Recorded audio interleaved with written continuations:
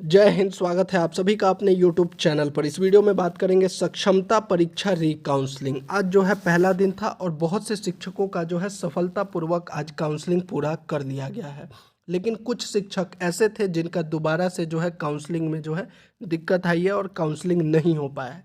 किन किन विषयों पर दिक्कत हो रहा है और जो सफल शिक्षक हैं उन्होंने जो है अपना क्या फीडबैक दिया है, मैसेज करके उन्होंने बताया कि क्या क्या चेक किया जा रहा है काउंसलिंग में, पूरी प्रक्रिया A to Z इस वीडियो में आपको बताने वाले हैं।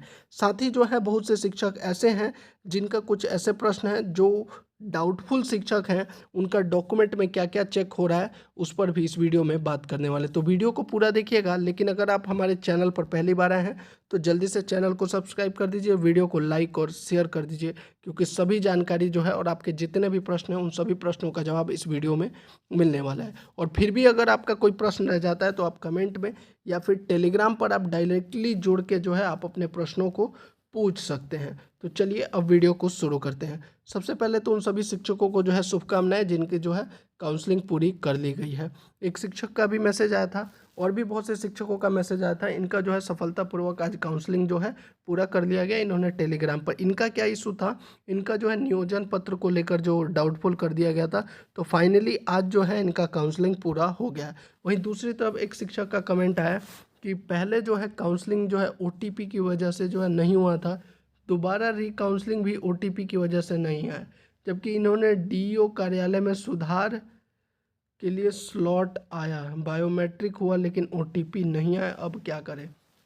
तो देखिए, जिनका OTP की वजह से दोबारा से काउंसलिंग नहीं हुआ, तो पहले ही मैंने कहा था कि आपको आपके आधार में सुधार करवाना है। अगर नहीं करवा पाए थे आवेदन देना है। अगर आवेदन के बाद भी नहीं हुआ है, अगर इन शिक्षक का आवेदन देने के बाद भी नहीं हुआ है, तो अभी भैया आपको इंतज़ार करना पड़ेगा। अब शिक्षा विभाग ही इस पर फैसला लेगा कि अब कैसे काउंसलिंग करवाया जाए, क्योंकि ऑलरेडी 2 बार हो चुकी है। अभी अगर काउंसलिंग 30 नवंबर तक चलेगी, उसके बाद भी जो शिक्षक रह जाएंगे उन पर उसके बाद फैसला लिया जाएगा। तो अभी सर जी आपको इंतज़ार करना पड़ेगा। दूसरा जो एक सबसे ज़्यादा प्रश्न मैं देख रहा हूँ स्लॉट को लेकर, मैंने ऑलरेडी बता दिया है कि सभी शिक्षकों का जो है स्लॉट 100% आएगा। हाँ, ये है कि स्लॉट में देरी हो रही है। जैसे कल जिस शिक्षक का है उसको 6 बजे आज शाम को पता लग रहा है कि उसका कल काउंसलिंग है।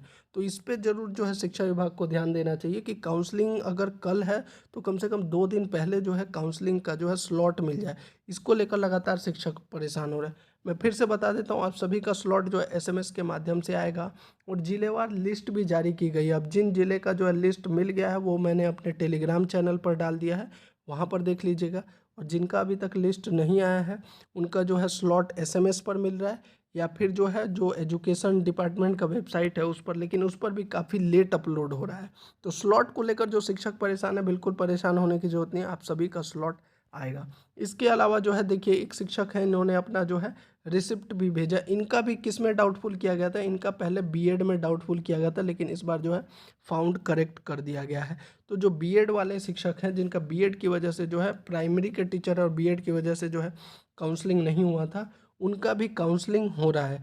तो ज़्यादातर मैंने जो आज देखा है, ज़्यादातर जितने भी शिक्षकों से बात की है जिनकी काउंसलिंग हुई है, उनका जो डाउटफुल था, कहीं पे देखा गया कि सभी डॉक्यूमेंट की जांच हो रही है और कहीं पर जो है सिर्फ डाउटफुल वाले डॉक्यूमेंट की जांच हो रही है। तो मैं फिर से आपको कहूँगा कि आप सभी डॉक्यूमेंट को लेकर जाइएगा। सबसे पहले जो है आपका एडमिट कार्ड देखा जा रहा है। एडमिट कार्ड के बाद जो है आपको बायोमेट्रिक और थंब इम्प्रेशन लिया जा रहा है। उसके बाद जो भी आपका स्लॉट और टेबल दिया गया है वहाँ पर जाकर आपका डॉक्यूमेंट चेक किया जाए। अब डॉक्यूमेंट हो सकता है वो सारे चेक करें, या फिर यह भी हो सकता है कि सिर्फ जो डाउटफुल है वही। लेकिन मैं फिर भी अगेन एंड अगेन रिपीट करके आपको बता रहा हूँ कि आप सभी डॉक्यूमेंट को जो है लेकर जाएं। उनको जो भी डॉक्यूमेंट देखना होगा वो चेक कर लेंगे। अब यहाँ पर एक शिक्षक ने जो है जिनका काउंसलिंग सफल रहा है, इन्होंने ग्रुप में बताया भी कि जैसे पहले हुआ था ठीक उसी प्रकार से प्रोसेस चल रहा है। सभी चीज़ों को पहले की काउंसलिंग की तरह ही चेक किया जा रहा है। बहुत लोगों का सारा डॉक्यूमेंट चेक किया जा रहा है और जिनका OTP नहीं आया था पिछली बार उनका और मेरा जो जिसमें डाउटफुल था ओनली वही डॉक्यूमेंट चेक किया गया है। सबसे ज़्यादा जो दिक्कत आ रही है वो यही है कि जिसका पहले बायोमेट्रिक नहीं हुआ था या OTP नहीं आया था, इस बार भी देखने को यही मिल रहा है कि उनका फिर से जो है बायोमेट्रिक या फिर OTP नहीं आ रहा है। इसके अलावा एक और प्रश्न जो मेरे को देखने को मिला है कमेंट बॉक्स में, एफिडेविट को लेकर। 101% आपको एफिडेविट लेके जाना है। मान लीजिए अगर आपके पास कोई ओरिजिनल डॉक्यूमेंट नहीं है तो अब आपको वहाँ पर विकल्प दिया गया था कि अगर डॉक्यूमेंट कोई ओरिजिनल नहीं है तो आपको एक एफिडेविट शपथ पत्र अपलोड करना था, तो उस शपथ पत्र को लेकर जाना है। दूसरा जो आवेदन दिया है उस आवेदन की कॉपी को लेकर जाना है। तो जितने भी शिक्षक हैं जिनके पास मतलब कि ओरिजिनल डॉक्यूमेंट किसी का नहीं है, तो आपको एफिडेविट लेकर जाना ही है और कोई विकल्प नहीं है। अगर आप फिर पिछली बार की तरह ही सेम टू सेम वही डॉक्यूमेंट लेकर चले जाएंगे तो फिर से आपको डाउटफुल कर दिया जाएगा। दूसरा एक और पॉइंट है, जिनका नियमावली की वजह से जो है काउंसलिंग नहीं हो पाई है, उनको जो है जिस नियमावली के तहत नियुक्ति हुई थी उस नियमावली की कॉपी लेकर जाना है।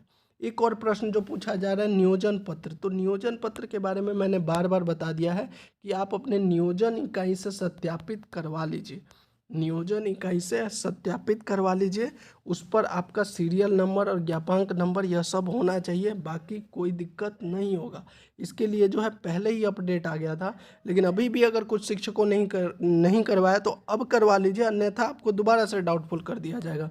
इसके अलावा जो एक और बार बार प्रश्न पूछा जा रहा है वो है नाम में सुधार टाइटल। तो इसके लिए तो शिक्षा विभाग ने भी जो अपना लेटर जारी किया था उसमें भी क्लियरली लिखा था कि न्यायिक दंडाधिकारी के सामने जो शपथ पत्र होगा उसको मान्य किया जाएगा। तो नाम में कोई भी टाइटल में मिस्टेक है उसका 101% जो है आपका एफिडेविट से हो जाएगा, एफिडेविट मान्य किया जा रहा है। ये ऑफिशियली भी शिक्षा विभाग के लेटर में लिखा था और हमने भी आपको बताया था। तो जितने भी शिक्षक हैं आप सभी को कल जिनका काउंसलिंग है, लगभग 10,000 शिक्षकों की कल भी काउंसलिंग होनी है, उन सभी को जो है ऑल द बेस्ट, शुभकामनाएं। और जिनकी काउंसलिंग सफल होगी उनको शुभकामनाएं, और बाकी जिनकी नहीं हो पाई है वो उनको अभी इंतज़ार करना पड़ेगा। बाकी जो है आप सभी डॉक्यूमेंट लेकर जाइए। मोस्टली मैंने यही देखा है आज कि पिछली बार जैसे काउंसलिंग में बहुत ज़्यादा डाउटफुल हो रहा था, इस बार ऐसा नहीं हो रहा है। 80 to 90% शिक्षकों का जो है काउंसलिंग सफल हुआ है। आज मैंने जितने भी शिक्षकों से बात किया उन्होंने यही कहा है कि अधिकतम शिक्षकों का जो है काउंसलिंग सफलतापूर्वक किया जा रहा है। बस दिक्कत उन्हीं को आ रहा है जिसका ओटीपी या बायोमेट्रिक पहले नहीं हुआ था, इस बार भी नहीं हुआ है, या किसी ने कुछ करवाया नहीं। अब बहुत से शिक्षक ऐसे हैं जिनको जो है डॉक्यूमेंट अपलोड करना था, अब वो आज कमेंट कर रहे हैं कि क्या दोबारा से अपलोड कर सकते हैं। भैया 9 तारीख तक आपको समय था अपलोड करने का, लगभग 1 हफ्ते का समय दिया गया था, तब आपने अपलोड नहीं किया। तो अब कब अपलोड का मौका मिलेगा आपको इंतज़ार करना पड़ेगा। तो ये थी पूरी जानकारी। अगर अभी भी आपका कोई भी प्रश्न है तो आप कमेंट बॉक्स में पूछिए, हम नेक्स्ट वीडियो में बता देंगे, या फिर आप टेलीग्राम का जो लिंक देते हैं उस पर कृपया करके आप लोग जुड़ जाइए। वहाँ पर डायरेक्टली जो है आप अपने प्रश्नों को पूछ सकते हैं।